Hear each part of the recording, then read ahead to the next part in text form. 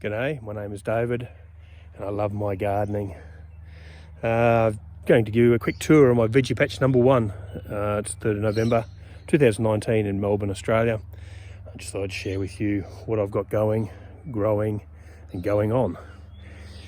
So start at the left.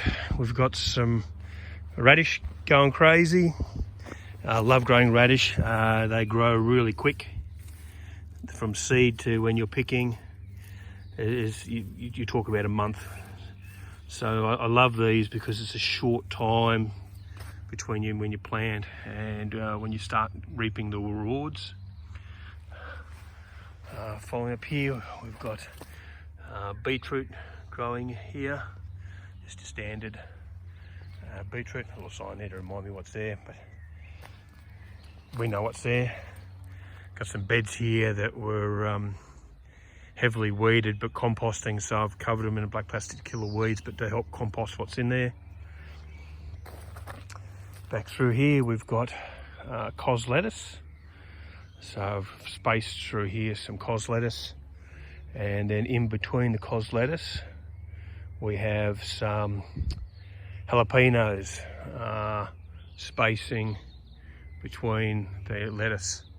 The lettuce is going to grow a lot quicker than the jalapenos, so it won't be long before I'm nipping the tops off these jalapenos, but the cos lettuce will be picked well before the jalapenos are ready. So cos lettuce and jalapenos all mixed through here.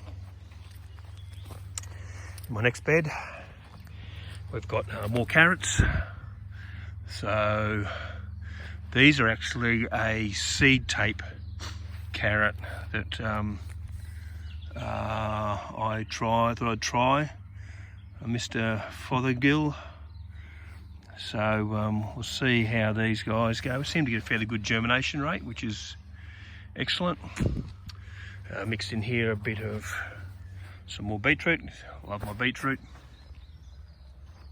Back into cos lettuce, more jalapenos.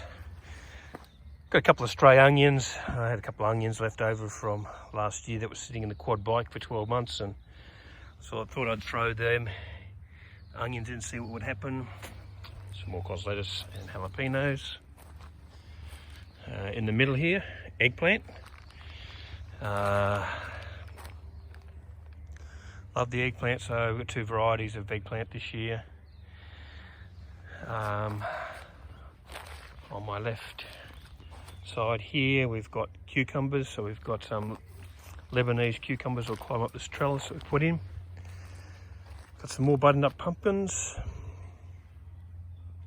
It's my herb garden, so we always have all sorts of fresh herbs going on here. Back past my eggplants we've got some peas. Now, if anyone can tell me what's going on here, I've got some peas that just look just sick. They don't look right. And then you'll have a pea like this that looks amazing. And they're all from the same propagated, all planted at the same time. You get these sick, mutated looking plants. The leaves aren't right. And then beside it you'll have, some crackers that go through. And then more stickies. So if anyone can tell me what's going on here, if it's a deficiency or something going on, but interesting.